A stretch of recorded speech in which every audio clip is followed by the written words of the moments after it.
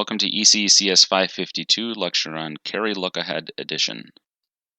If we revisit our combined ripple carry adder subtractor presented in the previous lecture, we can quickly see that the critical path through this logic is going to be very long, making the logic very slow, making it very difficult to clock this circuit at a high frequency. So if we show the critical path, it goes from the least significant right-hand bit input through the XOR gate, rippling through all 32 full adders, and then finally coming out either as a carry or as the final sum. If we add up the gate delays for this path, it's 32 times the delay of a full adder plus that XOR on the input, which is a very large number and is going to make high-performance implementation virtually impossible. Now, in theory, all of these sum bits should be able to be computed in parallel. The lowest order sum bit is simply just a function of the carry in and the two inputs, the least significant bits of the two inputs, A0 and B0, and even the higher order bit, high order sum, bit 31, is really just a function of the carry in as well as the 32 bits of A and the 32 bits of B. So we should be able to implement this in two levels of Boolean logic. That's how the theory goes anyway. But the answer is actually not that simple, because it turns out that this is really not a reasonable circuit to try to build because of the amount of fan-in, and simply because optimization of the circuit will become virtually impossible because there are so many rows in the table. With 65 inputs, you have trillions and trillions of possible cases that you have to consider. So we can't really build optimized two-level Boolean logic the way we talk about or learn about in 352 for this particular case. We have to break the problem down and approach it more systematically. The way we approach this problem is by using a mechanism called carry lookahead. This ends up being kind of a compromise. We don't get two levels of logic delay, but we do get a delay that's logarithmic to the number of bits. So rather than being linear, proportional to the total number of bits, like the full adder was, this is going to be proportional to the base 2 logarithm of the number of bits. So for example, if we have 32-bit addition that we want to perform, we should be able to get by with a delay that's proportional to 5 rather than 32. So this is a very powerful mechanism for reducing the logic delay of the system, but as we'll see, it doesn't really come for free. It's a little bit convoluted. We'll consider the basic concept of carry lookahead for a 4-bit unit, and then we'll use those 4-bit units to construct a 16-bit unit. The fundamental insight in carry lookahead comes from analysis of where do the carries come from? What is it that causes the carries? And if we look at this example at the top of the slide, the cases shown in red are cases where the carry in to the next bit position was caused by the fact that there were 2 1s in the previous bit position.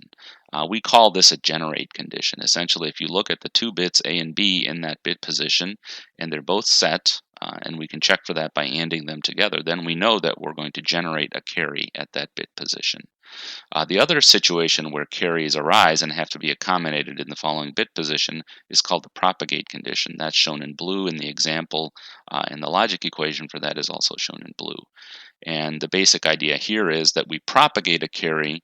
So if we had a carry coming in, we propagate it to the next bit position if either one of our inputs, A or B, is set. So here we can use an OR gate to implement that, A sub I or B sub I, to generate the propagate condition. So these are two conditions that we can use now to reason about the structure of the logic that we'll build to build what's called a carry lookahead unit that allows us to look ahead into the, for the higher order bit position, look ahead to see whether the carries are going to be present or not. So the first step we'll do is we'll see how this fits into our original logic for generating a carry. If we go back to the truth table from the previous slide, one way of implementing the logic for the carry column is to simply count to see whether any 2 of the 3 inputs to the full adder are set. So if A sub I and B sub I are set, or if A sub I and carry in are set, or if B sub I and carry in are set, we'll generate a carry. If we take that equation and we restructure it a little bit and then plug in the G's and the P's, you can see that we can rewrite the carry logic as either we generate a carry or we get a carry in and we propagate that carry. This is a very important form of the carry generation logic that we'll see cropping up over and over again over the next few slides. Given our general subscript form now for generates and propagates generating carries, we can actually now substitute this equation repeatedly into itself to generate a logic equation that tells us the logic for carry 1, carry 2, carry 3, and carry 4. And it looks sort of like a recursive substitution, which is exactly what it is, or it might remind some of you of an inductive proof. That's also the case. There's an induction step here where we keep substituting the equation from the previous bit position into the current bit position, and then rearranging terms a little bit and ending up with the equations shown here. Now, what we end up with here is that even for C4, you can essentially get the result for C4, the carry into that bit position, by one level of logic, either an AND gate or an OR gate, to generate the P's and the G's, and then we need 2 more levels of logic, as shown here, to implement the carry, to compute the carry value. Now, the downside here is that the fan-in becomes quite ugly. So if you look at the equation for C4, you can see that there's a fan-in required of fan-in level of n+1 required at the OR and at the rightmost AND. So for C4, we actually need a 5-input AND and a 5-input OR. If we now implement the equations on the previous slide in a carry look-ahead block, we can now connect 4 full adders together in order to implement a 4-bit carry look-ahead adder. The connections are shown here on the slide. Again, each of the full adder blocks at the bottom is now augmented with the AND and the OR gate to generate the G's and the P's, the generates and propagates.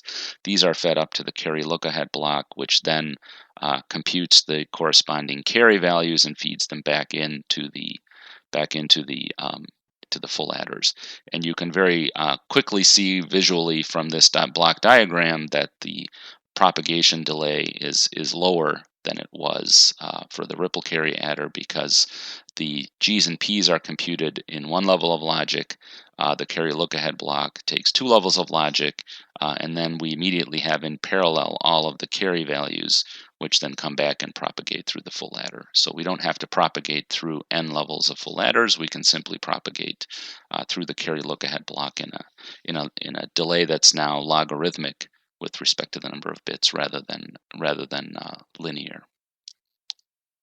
To extend this idea further, let's say to a 16-bit adder, we want to apply the same principle hierarchically.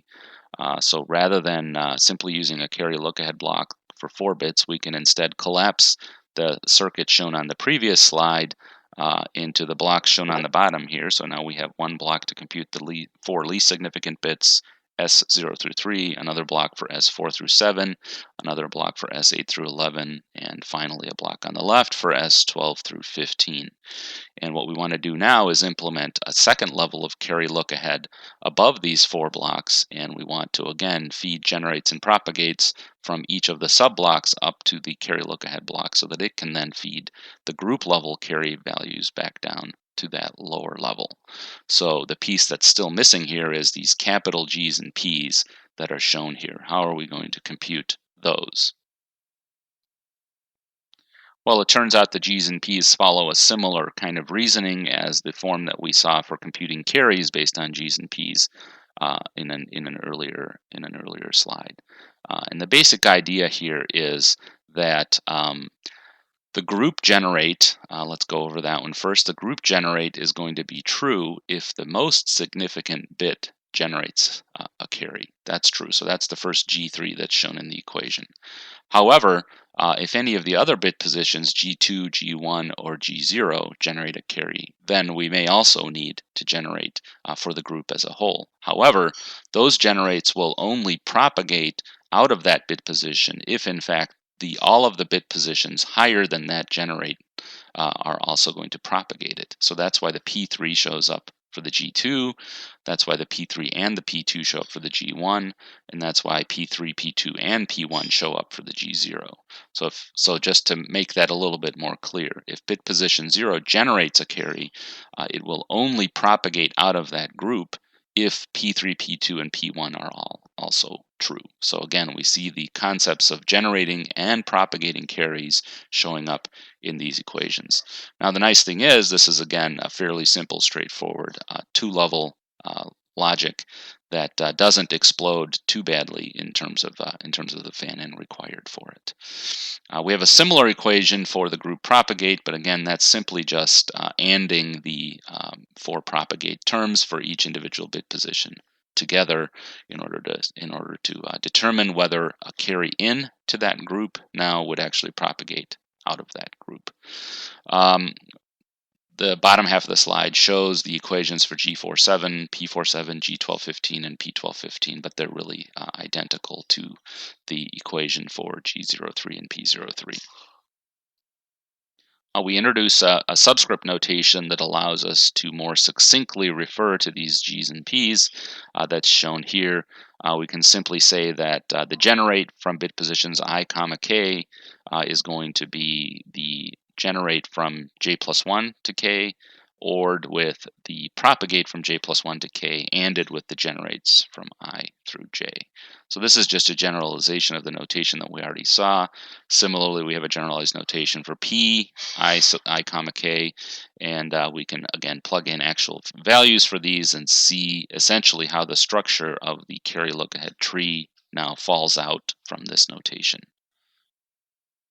This diagram on this slide again is illustrating how the group GP notation can be used to succinctly describe what's going on here.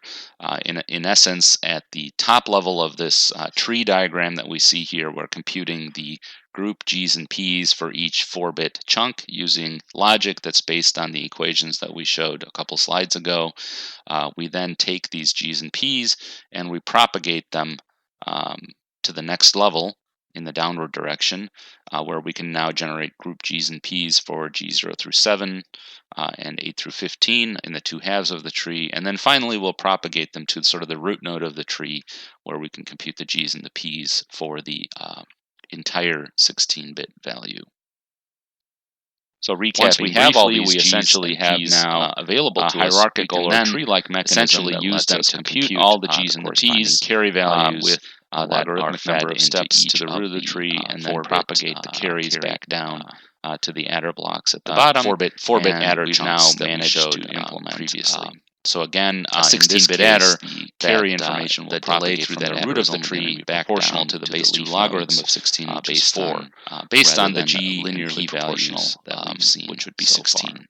So we can build a much faster, much higher performance adder by relying on these carry look-ahead principles. The downside of this adder, of course, is going to be that it's going to require a great deal more logic. In fact, as it turns out, the carry look-ahead logic will dominate with respect to the full adders that are used at each bit position. And there's going to be a significant amount of wiring that's needed to propagate all of the generate, propagate, and carry signals up and down this hierarchical tree.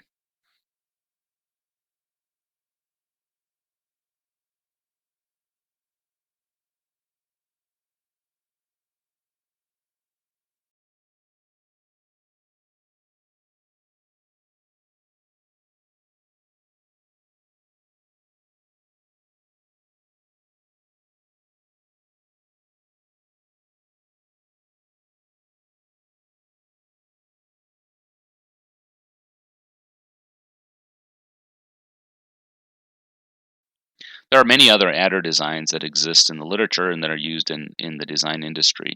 We'll just cover briefly a couple of them here. One is the carry select adder.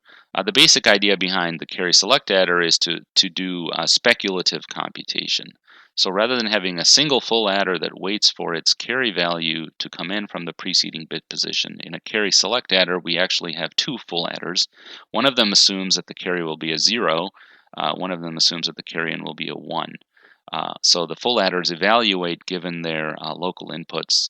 And then finally, at the end, once the carry becomes available from either a carry look-ahead structure or, if it's a ripple carry architecture, from the previous bit position, that carry value is used to govern a 2-to-1 mux that will then pick either the top full adder or the bottom full adder, depending on the value of the carry. So what this means is that the delay of this is reduced since the carry doesn't have to propagate through the addition logic. It only has to govern the mux. So this can lead to a design that provides, again, lower end-to-end delay than the baseline design using just a single full adder per bit position. Another circuit concept that is interesting to think about for arithmetic units is something called a carry-save adder. So carry-save relies on the principle of not computing the final sum until you finally need it. So looking briefly at a decimal example on the top right here, if we have two numbers, 79 and 18, and we want to add them, normally we would add the 9 and the 8 and get a sum of 7 and a carry of 1, and we would propagate the 1 to the next column and perform a 3-input addition to compute the sum for the tens column. In a carry-save architecture, what we would do instead is we would compute the sum, which is 7. We would compute the carry for the ones position, which is a 1, but we would save those. We would save the carry rather than propagating it immediately. And we essentially can now do this independently in all of the columns. So we can compute a carry and a save value for the tens, for the hundreds, for the thousands, and so on. Now, why would we want to do this? Well, one reason is oftentimes we need circuits that will add more than just two numbers together, but that would add maybe 3 or 4 or even dozens of numbers together. One example of that we'll see in a future lecture is a multiplier. In a multiplier, there's many partial products that have to be added together. So carry-save architecture in that context is useful because we defer essentially the propagation of the carry into the final sum until the final step. First, we compute all of these partial results. Then perhaps we perform multiple steps of this if we have many operands to add together. And then we finally do the carry propagation at the end. So this is called a carry-save adder. The example we're going to look at here is a binary carry-save adder. So it actually turns out that the logic to compute the C and the S terms is identical to the full adder. But in general, a carry-save adder is or a carry-save concept can be generalized to more bits than just 3 to 2. It can be wider than that. The structure that we use to typically or commonly connect these carry-save adders to each other is something called a Wallace tree, which is illustrated on the following slide. A Wallace tree is used to add up many bits. So in this particular example, we have 6 bits, A through F, that we want to add together, and again, 6 bits. The maximum value that can result in adding up 6 bits is 6, which can be represented in 3 bits. So we're going to have a 3-bit sum: S2, S1, and S0, as shown here. The way we do this using a CSA architecture is to essentially have 2 CSAs at the top that add up on the right-hand side A, B, and C, and on the left-hand side D, E, and F. And then we're going to connect those 2 additional carry-save adders that will compute the final sum bit for the least significant bit position as well as for the 2 upper bit positions. So the way this works is that for the least significant bit position, we really only need the sum results from the 2 CSAs at the top. Again, we use another CSA to add those together, and the final sum then is S0. For the upper bits, of course, we need the carry results from the upper CSAs. And to reduce those together, we'll add the 2 carries from the top using the CSA at the bottom. However, the CSA that's in the middle there might also generate a carry that now has a significance corresponding to the 2nd bit position. So we'll feed that also into the CSA at the bottom, which will now generate a sum for the 2's column, and then the carry out of that into S2, into the 4's column, is also computed automatically by that block. So you can expand this idea into building a structure that will add many more bits than just 6. Summarizing this lecture on carry lookahead, we introduced the concept of carry lookahead, including how to generate and propagate, or what generate and propagate mean, and how to compute them both for individual bit positions as well as for groups. We introduced a notation for that, and we explained how to connect carry lookahead units hierarchically in order to implement not just a 4-bit carry lookahead design, but a 16-bit carry lookahead design. Adding another level to that would look very similar, we could easily go to a 64-bit adder as well. We also talked briefly about carry select adders and carry save adders and some of the uses that we might have for them in arithmetic design.